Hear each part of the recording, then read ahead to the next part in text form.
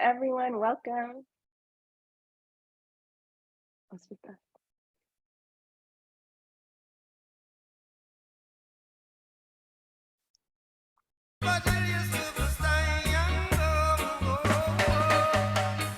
Sun is shining, the weather is sweet. Make you want to move your dancing feet Welcome, to everyone. the rescue. Here I am. Want you to know you're where I say.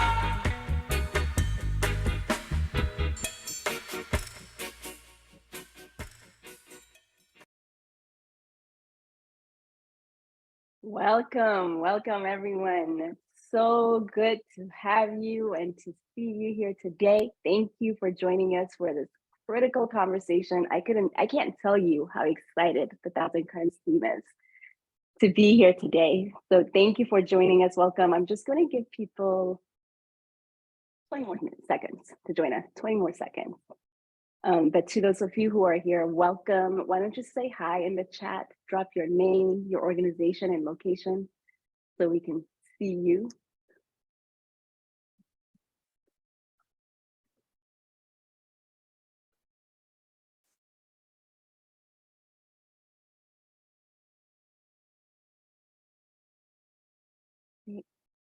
All right, let's get started. We want to start on time.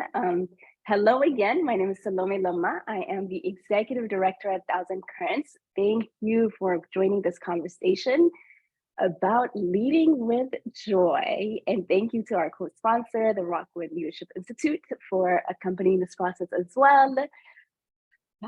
I don't need to say to all of you who are with us today why this conversation matters in this moment, why we're talking about leadership now. I think we all know we are in a moment of pivotal, deep, colluding, and interconnecting challenges. But as our movement leaders, as well as our brilliant guests today show us in the book, we're also in a moment of possibilities. Possibilities for us to create and imagine new futures that are just good and that enable all life to thrive, as Vinny and Akaya share at the beginning of the book. And leadership is so key to that, to creating the conditions for those possibilities to unfold. And we are so thrilled to have two of our favorite people come together and co-create a book that offers us all the insights and wisdom and brilliance on leadership, drawing from their years and decades of practice and thoughts. We couldn't be any more thrilled to be able to have this book be part of our own journey.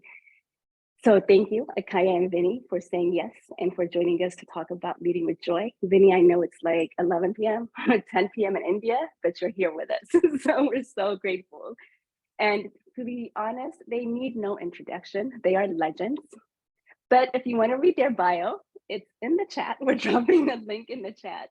But they are two leaders that we and that I at Thousand Currents admire and respect deeply, because they not only lead, they dream, they build, they instigate, and they push us forward to that collective futures that we all dream of as being just and good and equitable. And they've been critical to the journey and organization that is Thousand Currents, with Vinny leading, redefining, and reimagining what leadership looks like, and Akaya being a co-collaborator on that journey to transform Thousand Currents, and in doing so, transform the sector. So thank you for joining us, for saying yes, and let's just dive in, because I know we all want to hear what you have to say. We're going to start with a quick reading from Akaya, then I'll ask a few questions, and then we'll open it up to you, our wonderful audience, to ask more questions, and then we'll wrap up with a closing from Vinny. So Akaya, can I pass the mic to you? Thank you. And thank you for hosting this. This really matters. It's tricky out there right now. And folks reaching for joy is important. So thank you all for being here with us. I'm going to read a piece from our chapter named Flexibility, Creativity, and Adaptability. And the piece is called The Long Run. I'm getting a little impatient with how much time it's taking for humans to evolve. Really, it's not as though we don't know that everything is connected, that war and oppression are archaic and flawed, or that we can't trash the planet without deep consequences to ourselves. Many, many, many of us understand these things. It's not rocket science. This is not news.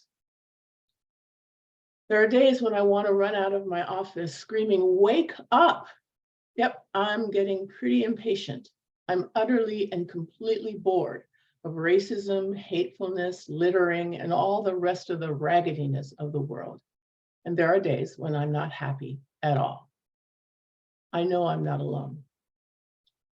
And then there are days when I remember that evolution is not linear. Change doesn't happen all at once, and we've come a long way even in my lifetime. I live and work in ways that my mother could never have imagined. The air is cleaner now in California than it was when I was a child. I can marry whomever I choose in most states and some countries. These are big deals. One of the challenges of being leaders in social transformation is balancing our desire to see immediate results from our work and having the patience to take a longer view. In some ways, change seems like it should be easy. We don't need anything to start acting with kindness and respect right this moment, or repair broken relationships, or feed those who are hungry. Literally, we can all volunteer to clean up a riverbank or pay just a little more so that workers at restaurants and fast food joints can actually feed their families. It's not like we are lacking in expertise or even in commitment. What's taking so darn long? Well, when I consider how long I sometimes take to learn a new lesson, I can have greater compassion for humans writ large. I'm sure that there have been many times when those who love me have wondered how long it was going to take me to learn a lesson that was clear to them and opaque to me.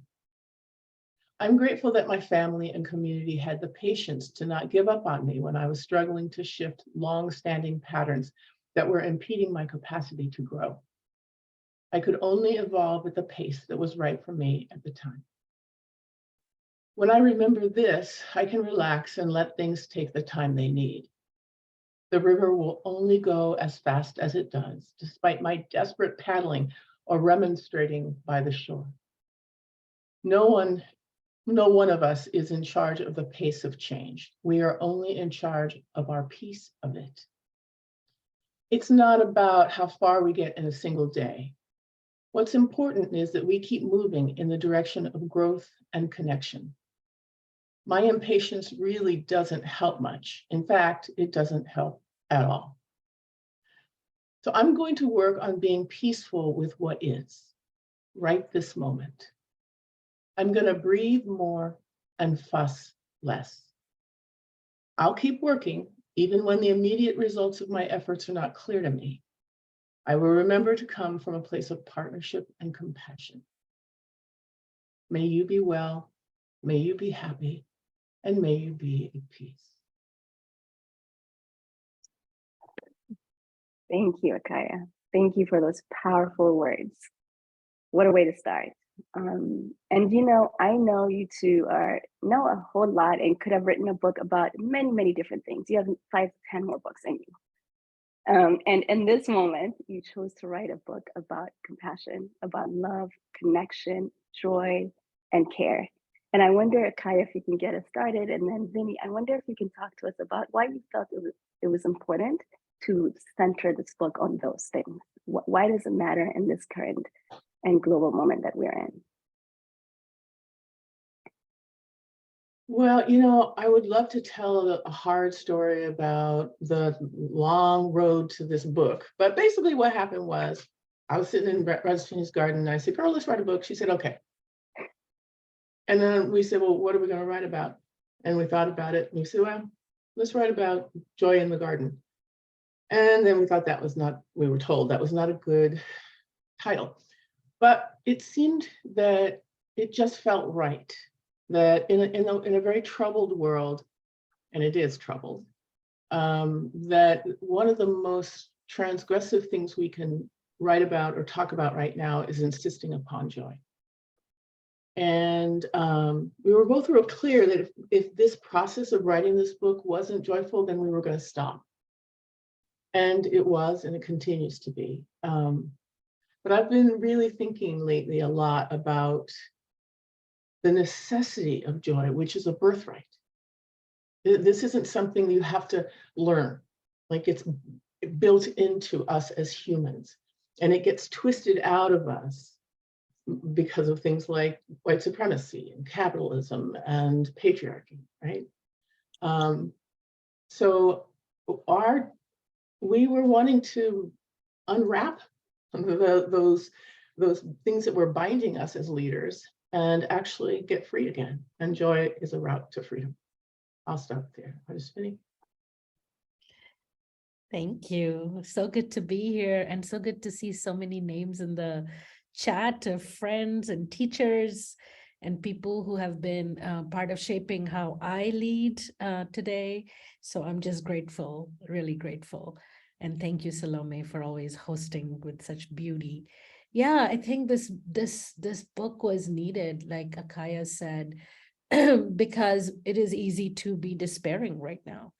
All of the crises of our time, from economic to climate, to sociocultural to political, can make us feel deeply despairing and cynical. And unfortunately, one of the harmful effects, there are many, but one of the harmful effects of despair is that it keeps us from building towards the social transformation that we all really want. And it shortens our capacity, it short circuits our own sense of purpose, and burns us out before we can actually manifest our highest dreams. I'm calling in from Rajasthan, India right now. I'm in the land of my ancestors. I've been marveling at how truly I am a manifestation of their wildest dreams. You know, my ancestors, my great-grandparents could never have imagined that their grandchildren would be living these prosperous lives. They toiled, they worked hard, they accumulated what they could, but most often they just had to survive really harsh conditions in a almost uninhabitable desert in this part of the world, to make it. And survival was about as far as one could imagine. And here we are living these really complex lives and being able to have a level of freedom that was unimaginable. And so it also feels to me like with that great gift that our ancestors provided for us comes a sense of responsibility that we leave for our descendants. And I don't have kids of my own, but I have many lovely nieces and nephews and godkids that, you know, I want their kids and their grandkids to feel like they remember us not as people who toiled, but as also people who showed them the way to do this work for a lifetime with joy and purpose. And I would be amiss if I didn't mention that this is a lesson I have learned over and over again from Thousand Currents partners all over the world. So a shout out to the Global Southern partners that have taught us what it means to be leading with joy communities towards great transformation, even under conditions of great state oppression. Thank you for that. And I know one of those partners is on this webinar as well as today. Hey, Des. Thank you for those words. And it's really making me think about, with your reading, Akaya, and both of your responses, we're in a moment of urgency. We're being constantly reminded that everything is on the line. There's a clicking, clock around climate change, and we need to move with urgency. And when we do that, we sacrifice the what, or actually remove the what, but sacrifice the how and the why. And what I love about your book is all the ways in which the how we get there and the why we do this, right? Who we do it for.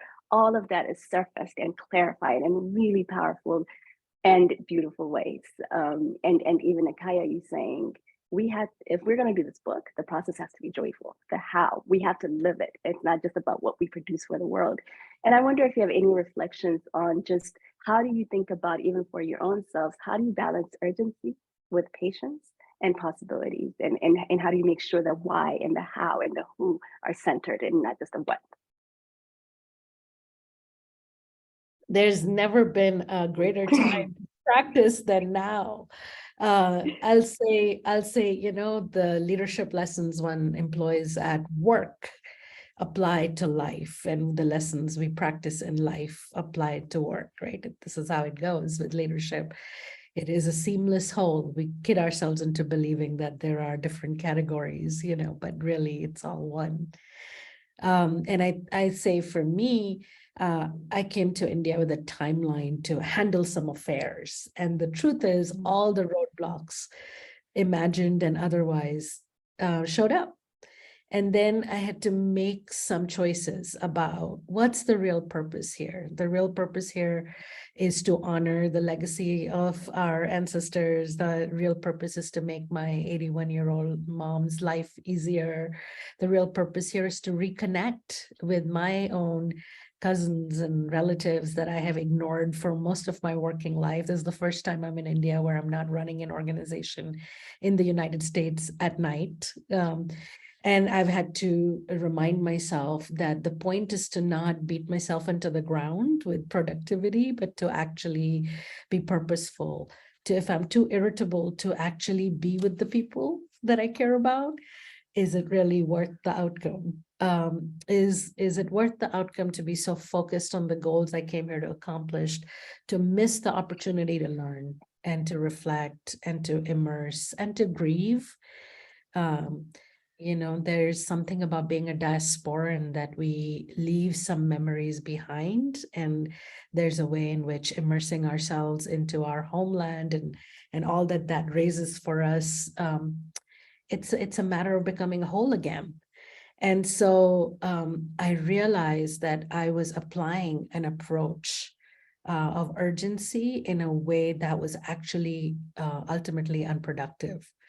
And what I needed was a much more reflective, relational, culturally appropriate way of operating that would actually ease the way and help make things happen that wouldn't if I only stuck to my agenda and forgot the wisdom that people were offering me.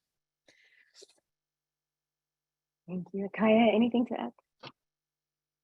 So, yeah, I tried my best to not be urgent, and I fail sometimes. The other day, well, a couple months ago, I realized I was always on my gizmo, always what was going on, and oh my gosh, and something would ping and I'd lose my mind. And I decided to pause my subscription to the New York Times. And I paused it for 2 months, and I said, we'll see what happens. And I watched my urgency meter go way down. I noticed that I was breathing a lot more. I was not so attached to what's the story, what's going on. My limbic system started to really relax, and it was remarkable.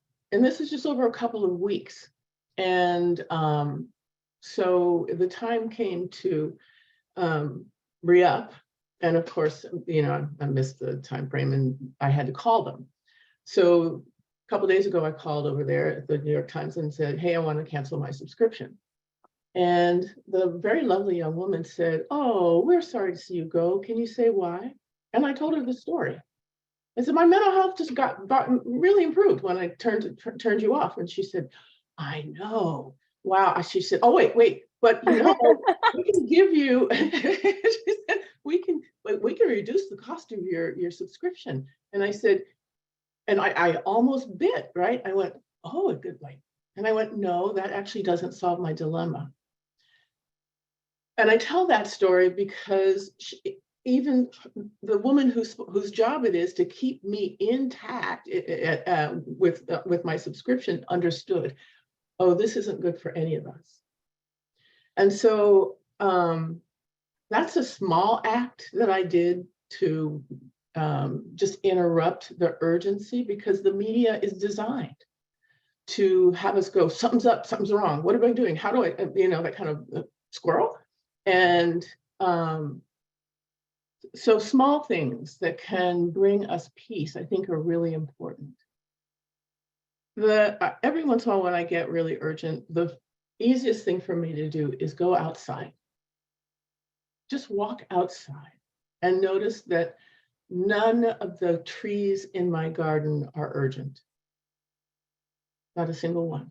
The oranges are going to take as long as they're going to take to grow. The onions are still in the ground until I pull them up. The, whatever's out there, carrots and cabbage, they're just being really quiet right now. So I use the physical world, nature, to remind me that the sun is going to come up when it does. I can yell and scream and hope that it will come up sooner or later, but that won't help. And the moon will set and the cycles are still in place. And I am part of that. So, one of the things we talk about in our book is the importance of practicing. We have to practice joy. It's not a should. It's not a got to. It's a practice that each of us can choose. And I really want to emphasize that we don't want this to be a should. There's none of that. It's an opportunity. I'll leave that here. Thank you. Beautiful. I do like joy in the garden as an alternative title. And this is why you're telling us why it is about joy in the garden. And folks, we have questions that we had prepared in advance, but we're totally riffing, because when you talk to Akaya and Vinny, so much information unfolds in real time. And from your responses, I'm thinking about two things. One, Akaya, you said, even the lady at the New York Times knew this is just not working. There's something wrong, right? We all know something is wrong. And what is it that gets in the way of us making the changes we need? What gets in the way of us leading from a place of joy? And maybe now is a time for you all to also share with us, what does leading from a place of joy mean to you? Because people may have different interpretations of that. But I'm asking you two questions at once. Share with us, what does it mean for you to lead from a place of joy? But also really, what is getting in the way? Why aren't we not doing it? And then later, Vinny, I want to come back to that point about grief that you mentioned. Oh, what's getting in the way of joy? Well, our human systems are designed, frankly, for us to not be joyful. The last thing capitalism wants us to be as workers is joyful, because it's hard to control joyful people. If we're joyful, we're not afraid. Well, that's actually not true. I can be afraid and still joyful. However, I'm going to be less controllable if I'm joyful, and that means I'm in connection to myself, I'm connected to you all, I'm connected to the world, and I understand that my momentary distress or my grief or whatever it is, or my fear is a momentary thing, and that ultimately and always, I'm deeply interconnected with all life. So patriarchy isn't interested in us remembering that. White supremacy that depends on an underclass, as it were, of people who are desperate to exploit those systems, which are dying, by the way, in case anybody on this in this conversation hasn't noticed, those systems are crumbling as we speak, and new things are emerging that are sometimes way under the radar, but some of us can see some of it.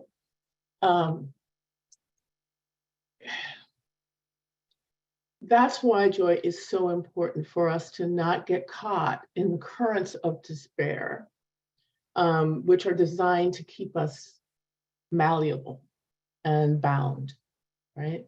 So to be able to say, oh, I forgot for a moment, let me talk to my sister Rajaswini, who I know can, without a doubt, in about a sentence or two, bring me to laughter and joy again. That's just true. And we can do that for each other, and we can do it in our organizations, and we can do that across countries and all of the ways in which we may think we're separated when we're not. So, so that's how I would answer that question.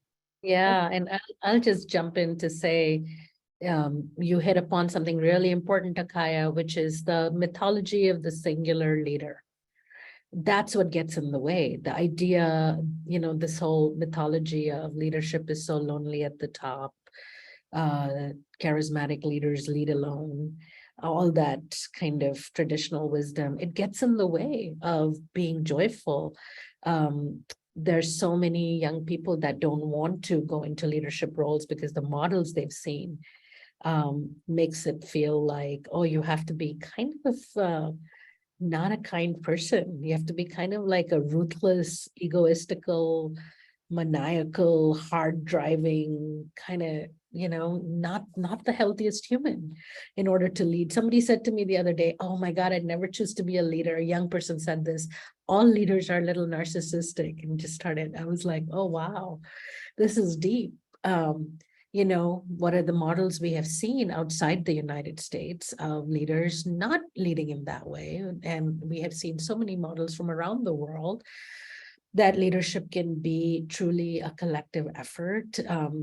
And one of the big lessons Akaya has taught me is you are never alone. You can convince yourself from a place of competition, from a place of trying to prove your worth, which is a book all in itself, that you have to be singular. But the truth is that actually damages our own notion of what's possible. The moment we start to practice joy in community, and we start to practice collective care and upholding other people's dignity and allowing other people to influence our own leadership, then we begin to lead in ways that doesn't have to be prone to martyrdom and singular burnout. Absolutely. And it's because the challenges are these systems, as you were saying, Akaya, right? Whether it's white supremacy or capitalism, and these deeply entrenched myths around what leadership is. And we need to debunk that as well. And when, your book, as I keep saying, the what and the how is aligned, and it's a process, and the we is what you really, really drive home in the book. And it's a we, even in it's how it's written, right? It's a collective effort, and it's showing us and modeling what it means to move together and not alone. And I wonder if either one of you or both of you can share just kind of what models of collective leadership do you look to, or have you seen that inspire you, and that you want folks to know and learn about? Part of the challenge that people have is we're only used to the singular model, and we're afraid because we don't know what the other looks like. We've never done it, or we've never seen it in our lives, or we've never been in that part of the space or community. So if there's just any stories or models you can offer now. Oh my goodness. I mean, the 10 years, 9.5 years, I spent at Thousand Currents, every single one of our partners inspired ways of thinking about leadership that challenged any notions I had of how it's done. Desmond, who's here on the call, watching him organize his community, it's a marvel to watch how somebody can be so skillful as an organizer and so humble and so willing to let other people be in the front.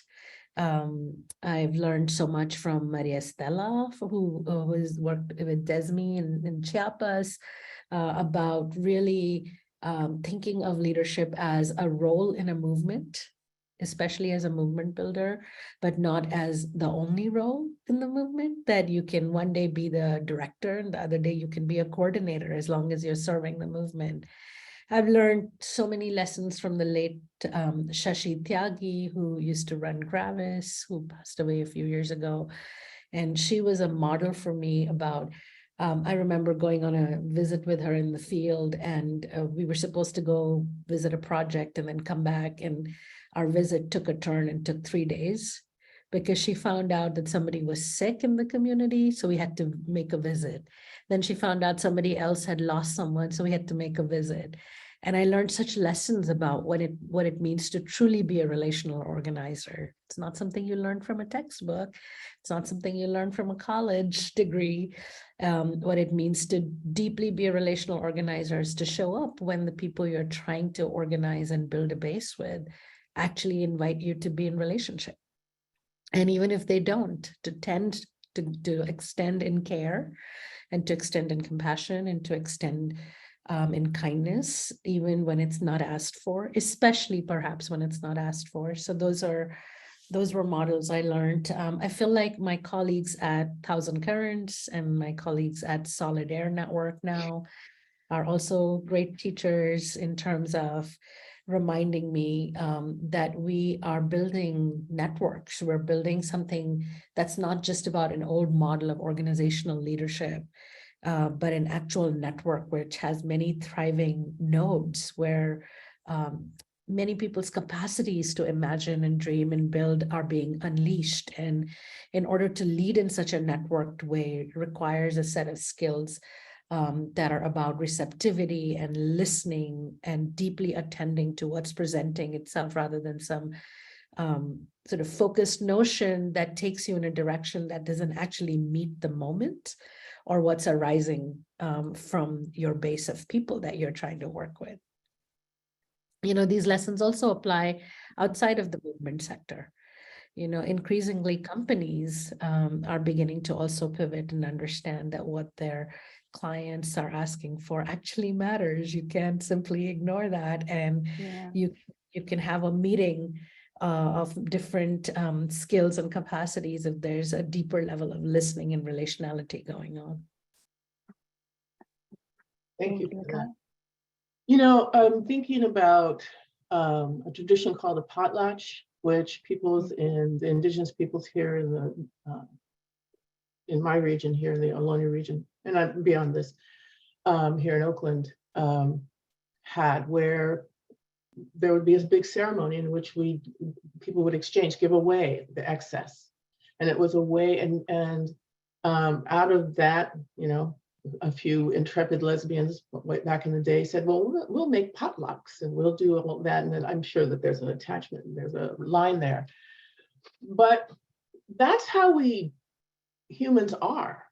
I mean, if we step out of these huge, terrible systems, that we just inherently say, okay, how can we share with one another? What can we do together? And there are ceremonies that make that possible, where leadership is distributed. It's not like I'm the one over here and I shall tell you what to bring to the potluck. No, you bring what you bring, and we have this amazing thing. And that, to me, is leadership, where we all say, here's my piece. Now, you know, sometimes it works out that you get nothing but desserts, which is not a problem. However, the idea that leadership is an exchange, it's reciprocal. It actually, if it isn't reciprocal and collective, it really isn't leadership. It's control over. And that's not interesting, it's not generative, and there's no joy in that. Thank you for that. I have a follow-up, but we also have a beautiful question from the audience that I want to ask you from Jamie Allison. And the question is, dearest Akaya and Rajaswini, thank you for this deeply powerful and insightful book.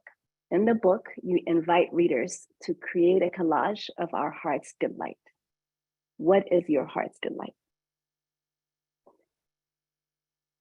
And I would encourage others to put your questions in the chat as they think about their response to this beautiful question.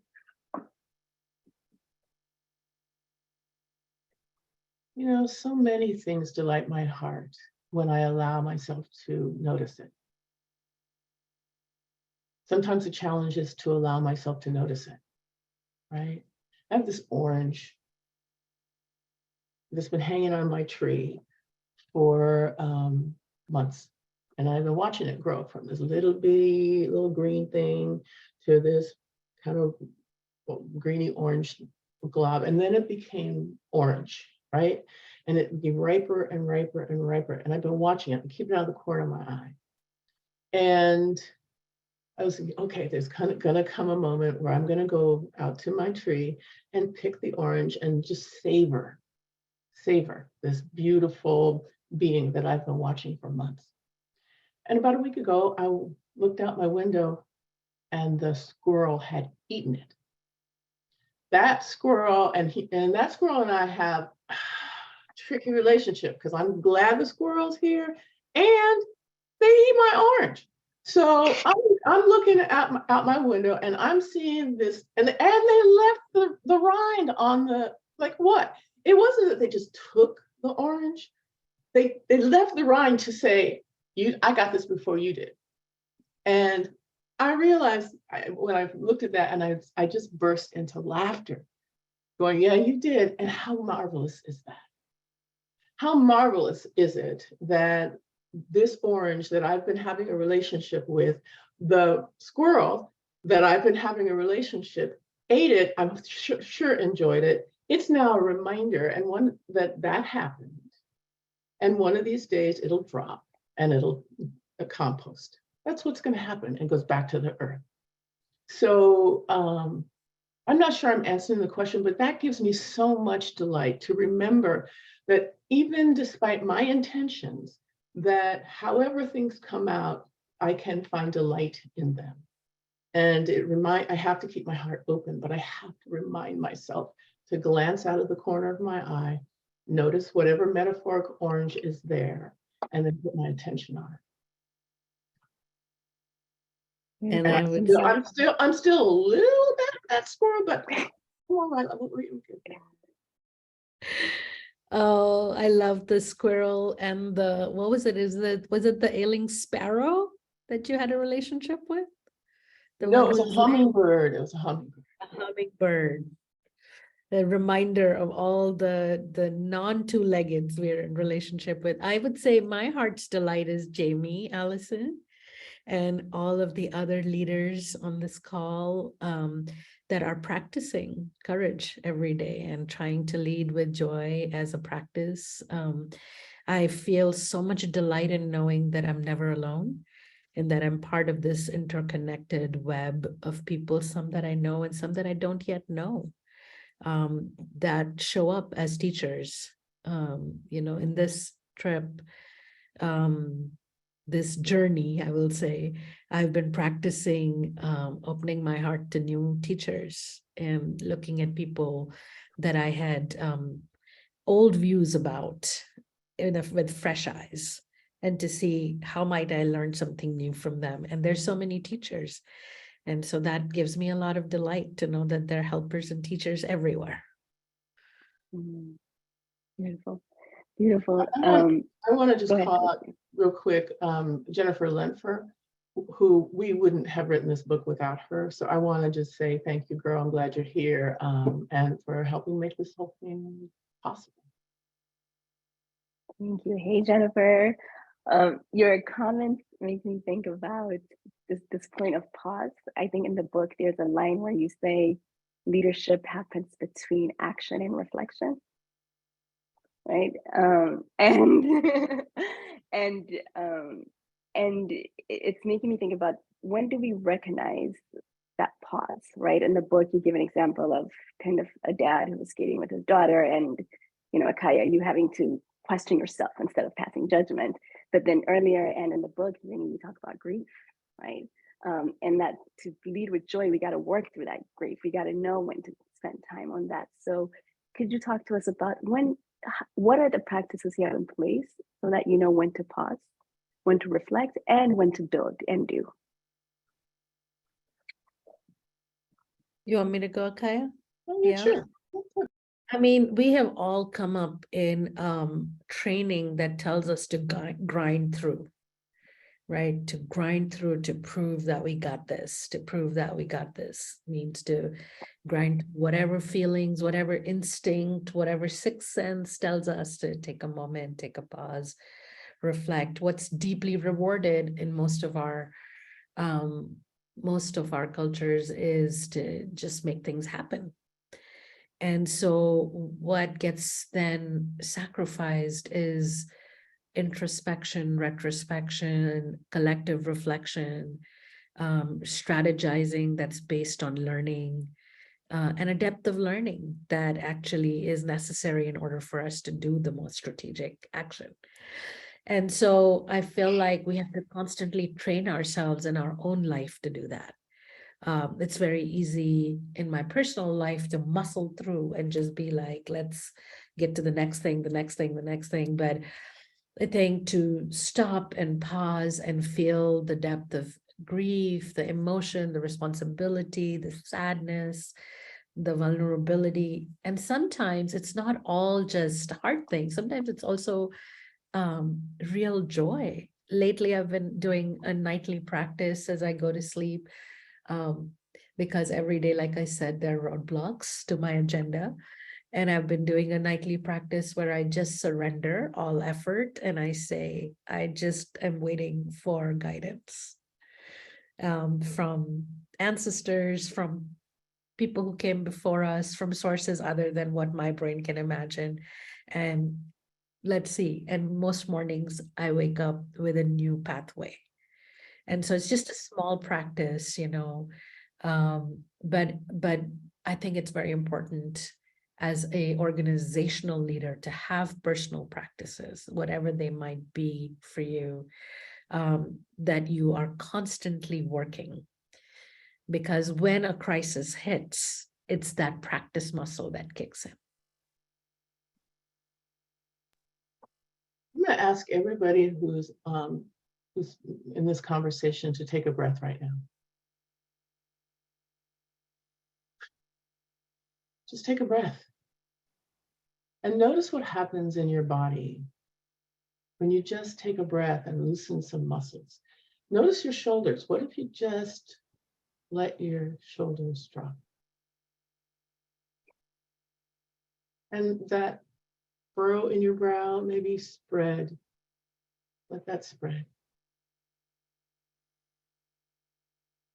Taking a breath, insisting upon pause is it's not just an important part of leadership, it's crucial. We, in our social movements, our social justice movements, like everything else, we get applauded for being burnt out, and that's toxic. I mean, we have people say, oh yeah, you know what, she worked her fingers to the bone, and we who believe in freedom cannot rest. I'm going, no, we who believe in freedom must rest. We must rest. I'm not interested in having bony fingers. I want to have plump fingers because I've had enough rest, I've had enough water, I've had enough good food. So this pausing is essential. And sometimes, often, almost always, when we pause, it allows us to notice that, oh yeah, I have all of these feelings, some of which might be grief, or anxiety, or depression, or fear, along with all the other things, and to not ward those off. It's important to go, oh, that's what I'm bringing to this moment. And then taking a breath and going, or do I have some healing work to do? Now, I can guarantee you, of the 100 or so people on this call, that there is not a single one of us who has no healing work to do. There's not a single one of us. So it's important that as we practice joy, we also practice healing. That's part of it. And to not reify or reinforce the patterns that say, oh yeah, they are so exhausted, they must be doing a really good job. We've got to stop that. We've got to stop that. So that pause is so important. Thank you. Leadership is not just the big decisions, but it's the everyday practice, that commitment to personal practice, that commitment to just paying attention to breathing. Even after you asked us to breathe, Akaya, I realized, oh, I think I've been so excited. My shoulder has been up the entire conversation. So that was good for me too. We have 2 great questions in the audience, and I think that may be all we have time for today. The first one is from Zaira Pinto. And the question is, reciprocity is an often overlooked aspect of leadership. Can you give an example of how this works as part of your practice, especially when it comes to staff teams? I'm thinking here of Maurice Mitchell's article on building resilient organizations. And it seems to me that this question of reciprocity does not get nearly as much attention as it should be on that article. Can you speak to what you mean by reciprocity in practice?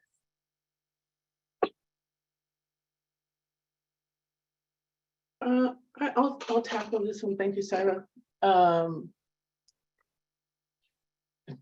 I was at Rockwood, leading Rockwood, it always occurred to me that I, in some ways, was the least useful person. And I don't mean that as an attack on me, but the folks who made that go were the folks that made that go. My job, in many ways, was to make it possible for that to happen. And I had particular roles to play there. But it never left my mind and heart that if somebody had to go, I was probably the most expendable one. And again, I'm not setting up hierarchy here.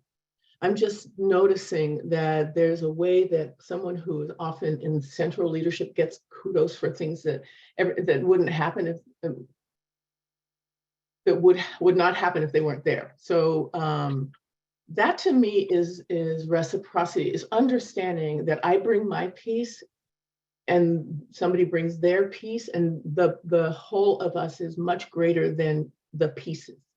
And to really understand that I can't do my piece if I'm not supporting those who are doing their pieces with me, and vice versa, right? The folks on the other folks on the staff also knew that that I couldn't do my piece if they weren't here, right? Mm-hmm. So we can look to nature's cycle for that too, that, you know, the trees have roots that are connected to the mycelial network, that are connected to the rivers, and there's information going on in that whole ecosystem. And organizations are ecosystems because they're comprised of humans, or ecosystems part of it. So understanding that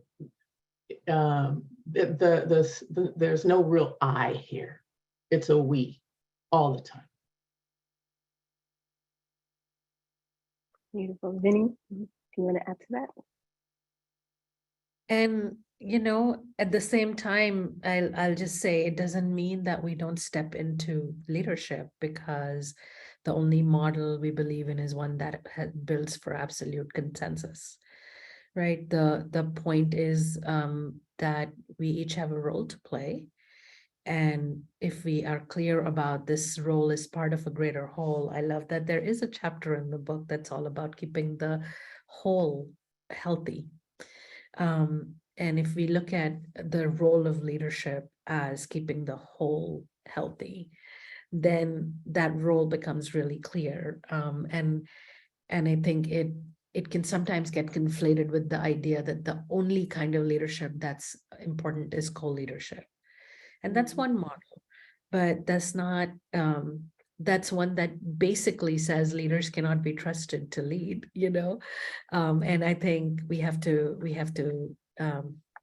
interrogate that notion.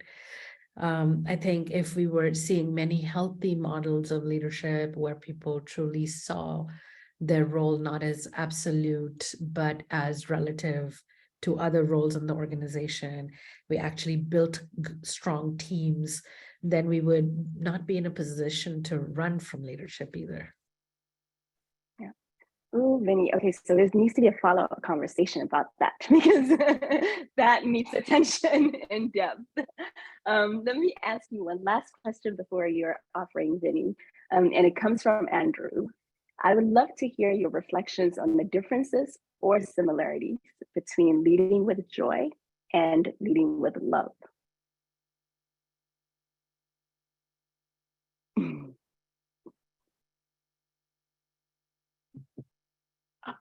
I don't see a lot of difference.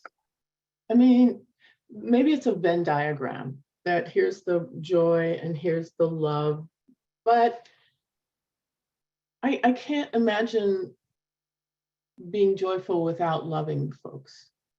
I can't imagine it. And I also can't imagine loving folks without an element of joy to it.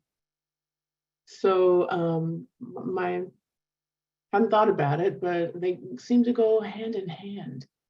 Now, there are some people that I love who do not bring me joy. Let us be clear. I'm not naming any names. There are people whom I love for whom joy is hard for them. Therefore, it's hard for me to reach with that, right? But I still love them, and I know that I'm connected, and they're important and essential, right? But yeah, I think they're in the same field, love and joy. Where's Vinny? Well, and the idea that we have to also love our own selves, right? And we can be very, we can try to love others, but if you don't have a practice of also being loving towards your own self, then it falls short, you know. And I think love too is a practice, just like joy. So in that sense, I agree. It's similar. We chose joy as a focal point because we saw joyless, obligatory, martyr-filled leadership causing more messes and short-circuiting our path towards liberation.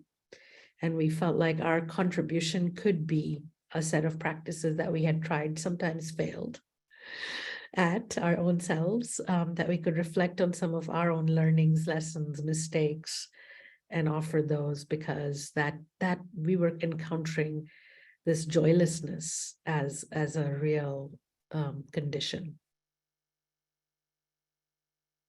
Thank you. Whew, I felt like there are more questions. We need more time with you. And we're coming close to the end. And Vinny would love for you to offer us a reading from the book as we prepare to wrap up. I'll read something from, in the end, you may ask, why bother? And we say it's worth it. And so here's a few things we say about why it's worth it, and what you might do to make it worth your while. Joyful leadership is sorely needed. There is only one you, and all of us need your unique contribution. Something would be missing if you weren't here. So we want to send you off with cheers and support and a few reminders. Find your people. It's important to have people who can challenge our assumptions and patterns, but we need to be discerning about who is holding up and supporting our leadership and who is staring us down. Find folks who are imaginative, optimistic, who are committed to principled, rigorous work, experimentation, and getting work done. If you're not among your people, find a way to leave. Honor your boundaries, especially when you sense that people are deliberately testing you. Be careful not to leave solely because you're uncomfortable or are unused to being in a new situation. Growth is rarely comfortable, so stay long enough to establish that a situation is truly toxic, and if it is, then pack your bags and go. There is no reward for martyring yourself when there is an abundance of people who love you. Your people come in a variety of shapes, sizes, and formations. Too many leaders make work the only place where they interact and build meaningfully with other people.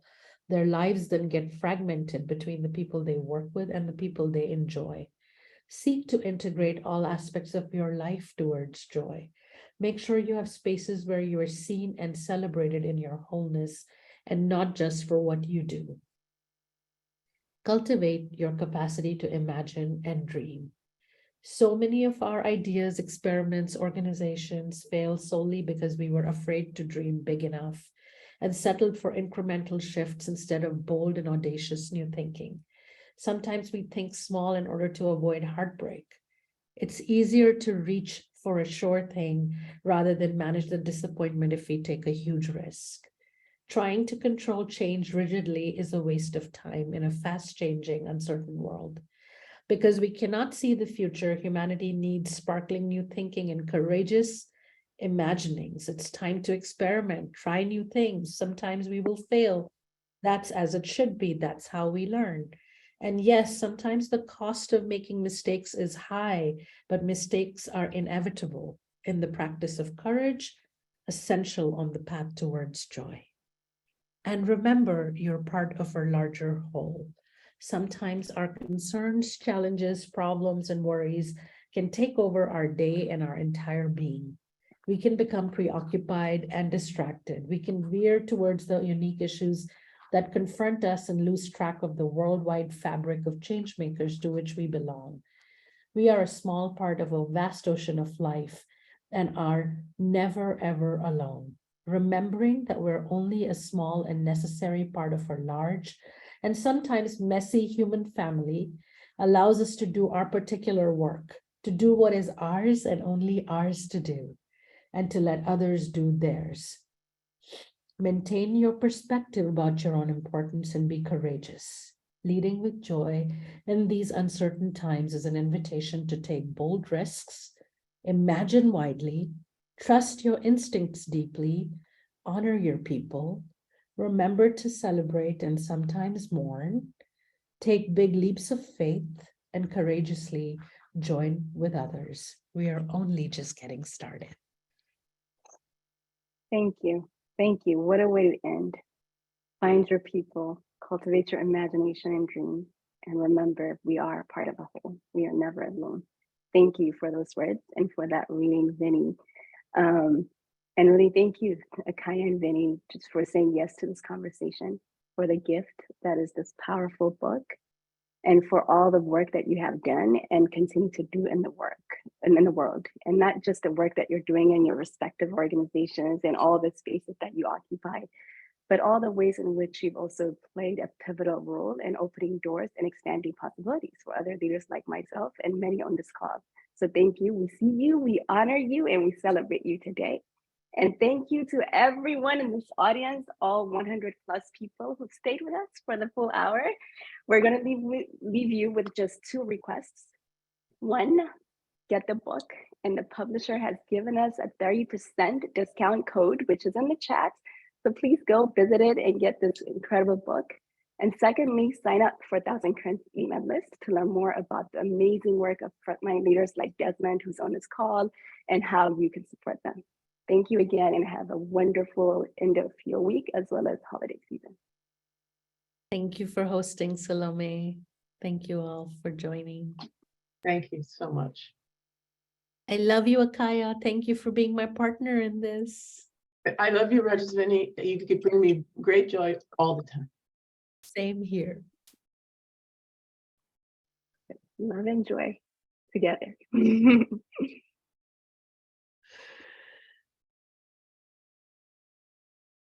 Thank you, folks. People are staying for the after party, Salome. Yeah. Crystal, we got some music? Or maybe Vinny's, yeah, I know you've been practicing. You got some songs in you. Oh,